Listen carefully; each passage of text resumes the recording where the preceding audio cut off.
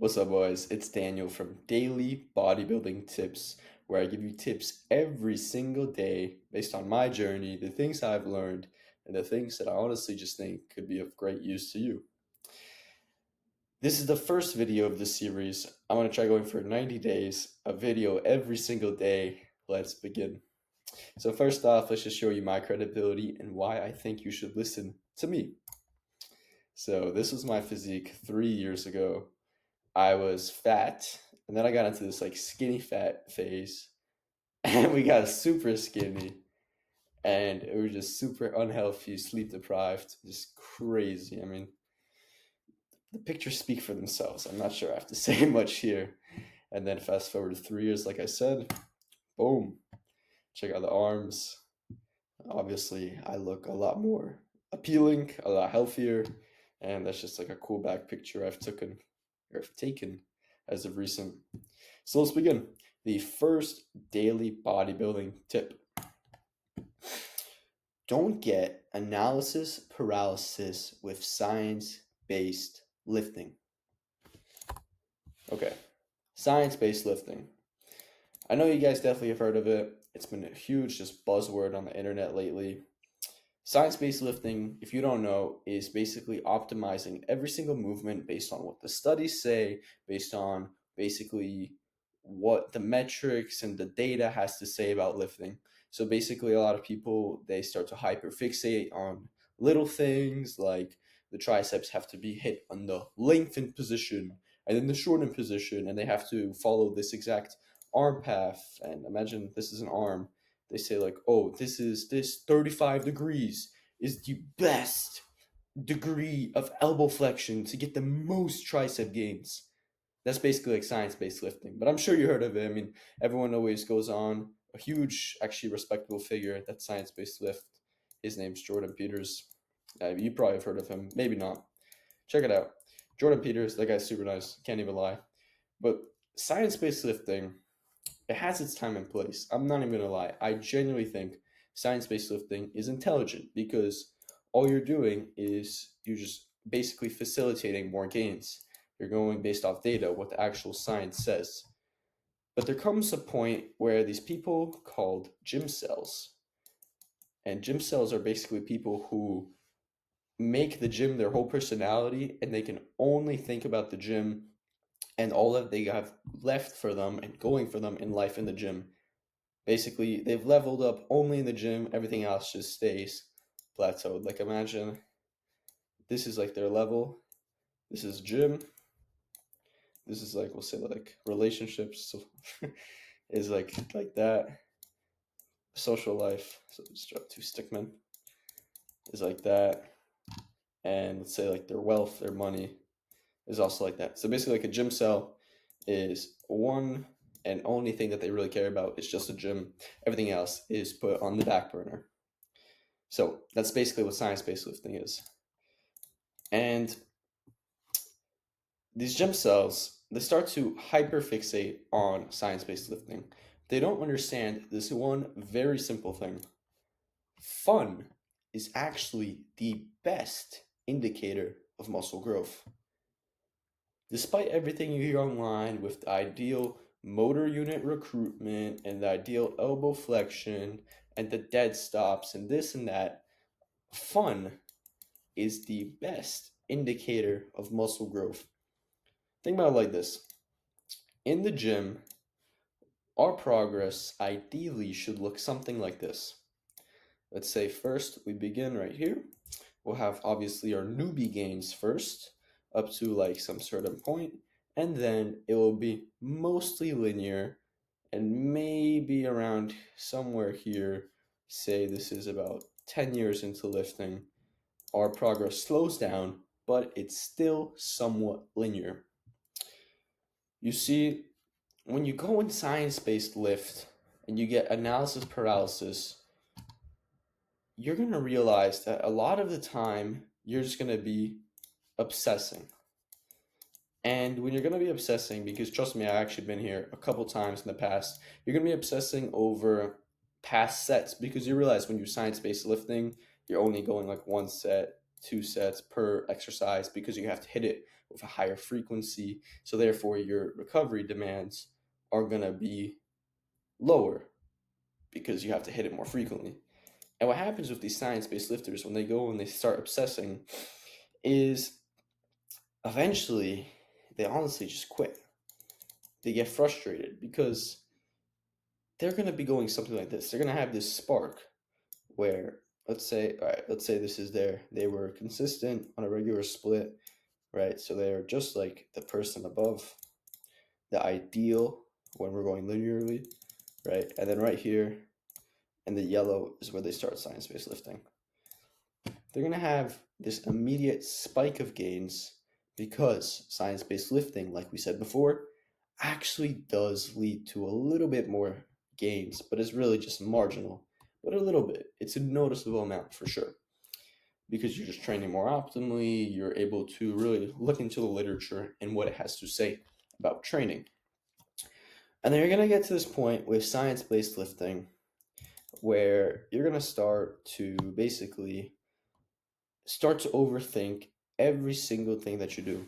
Every single set that you go into, you're going to think whether or not you have the ideal elbow flexion to get the most gains out of this movement. Every single session you're going to go into, you're going to say, oh, was my programming perfect? Do I have the perfect amount of volume to recover perfectly to get the ideal 3 times a week, to hit each muscle 3 times a week to get the best gains?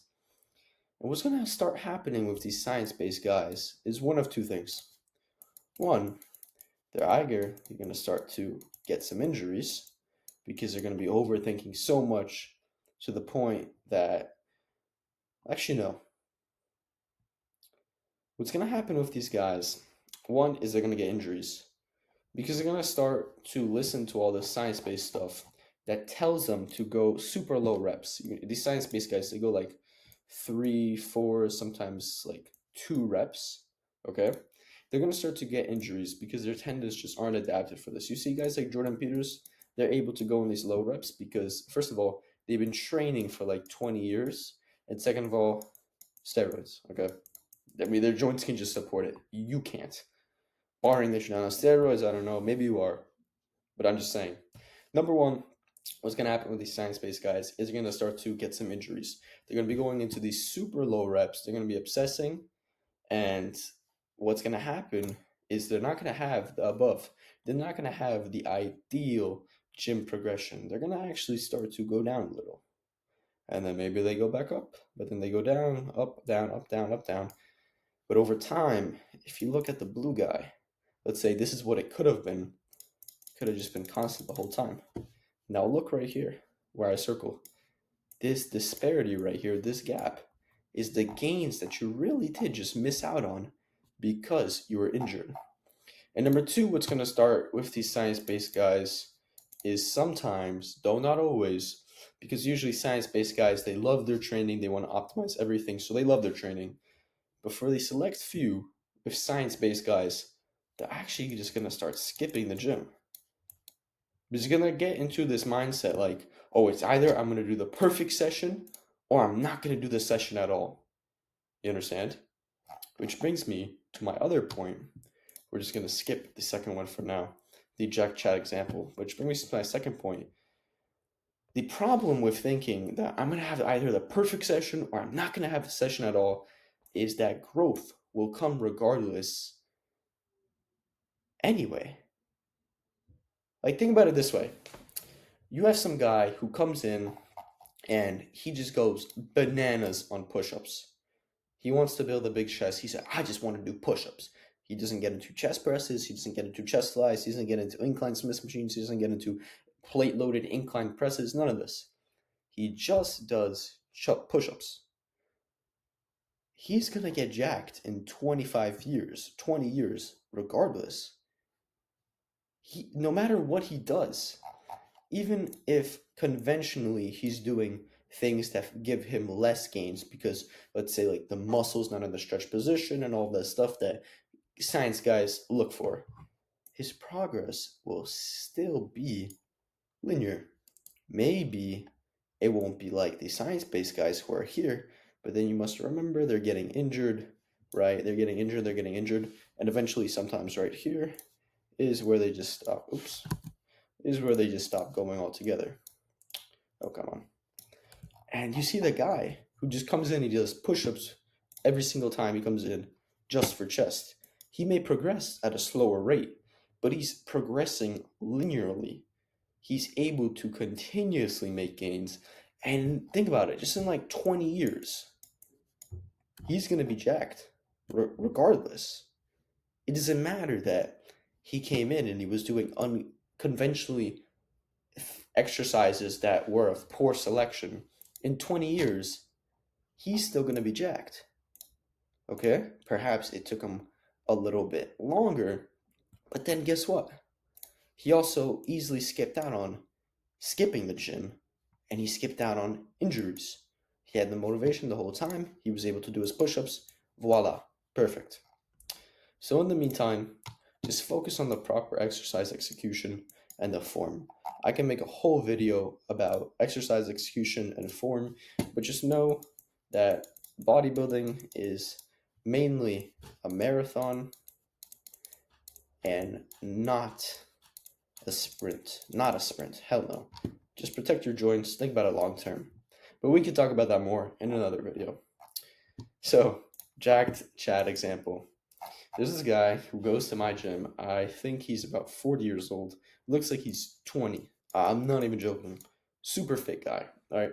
And I asked him one day, I'm like, yo, boss man, what's your split? Like, what do you do when you come in? And this guy was like, split? I'm not even joking. He went down on the ground and started doing a split. It was crazy. This guy doesn't even follow a split. He said he just comes in and he does what he feels like doing. He literally just follows his intuition. How crazy is that? He said another day he does just calisthenic stuff. He just does like pull-ups. He just does push-ups, dips, and like some body weight ab workout. That's it. And if you think about it, these science-based lifters would say, no, because back you need a sagittal plane pull, then you need a 45-degree frontal plane pull. But he's still doing push-ups pull-ups. In 20 years from doing pull-ups, he's still gonna have a huge back because pull-ups still train your whole back. They're also gonna train your biceps. He's doing push-ups. He doesn't have to do an incline Smith, then your unilateral chest fly. He's just doing push-ups. And when he does push-ups, he's just training his chest. Okay? He's training his chest. He's getting a little bit of shoulders in there, a little bit of the front deltoid. What about dips? He's not doing the single cable upside down Jeffrey Nippard tricep extension that facilitates the best growth. He's just doing dips. And guess what? It still hits his tricep. And he's going to get jacked in 20 years. He still hits his abs perfectly fine. This is a jacked guy example from my gym. It's just crazy. It's just honestly an eye opener because I used to be a science based guy, like for real, for real. Like I was deep into science based lifting. And for me, what happened was, I'm not even joking, it was mainly my joints because I was getting into like the 3-4 reps. So that was the thing that caught me out of there's two things that usually catch science based guys. Where is that? Injuries and skipping. I always liked the gym. I wasn't part of the select few that just go and stop going because they think either have a perfect workout or have no workout at all. What got me was the injuries. So I was like, yeah, fuck that. I'm not science-based lifting anymore. And then I went to, not calisthenics perchance, I sometimes do it, but mainly like weightlifting. For example, like triceps. All I do is just a tricep push down. We can speak more about that in another example. But yeah, bro, Jack Chad will do what Jack Chad wants. You know? He's not getting paralyzed with the science-based lifting. In 20 years, he's still getting jacked. You understand? He's still going to be able to stay fit. So yeah, fun is really just the best indicator of muscle growth. Find your routine fun. It will be literally just like, I would say 100x, but I think just honestly, infinity times easier to stick to it when you have fun. Put on like some, I don't know, maybe I'll give you a little suggestion, like some Jeff Syed edit if you're into like aesthetics. and they just have fun, bro. They genuinely just do what they want. They have their intuition. They feel like doing a lat pullover, they'll do it. They feel like doing a pull down, they'll do it. Even they feel like doing. And now, if you're a real science-based guy, you know supersets. You know, like when you go on from one machine, you stop the set, you go to another. They're super frowned upon. But guess what? Jeff Syed's still doing it, and you could argue that Jeff Syed has really good genetics, which he does, 100%. I'm not denying Jeff Syed has very good genetics, but even then, if you do supersets for 20 years and you just have fun, motherfucker, I will give you $1,000,000 if you don't get jacked. Okay, so that was daily bodybuilding tip number 1. I had a lot of fun with this video, I'm gonna be honest. Don't get analysis paralysis with science-based lifting. Okay, DBT number 1. Now, quick ad just before this video ends. The top link in the description is DBT Advanced. It's basically like the videos I make here, but it's a lot more niche, and it's basically like elite tips that most lifters never end up discovering. So yeah, man, this was really fun. This was daily bodybuilding tips number 1. Do not get analysis paralysis with science-based lifting. Thank you. Peace.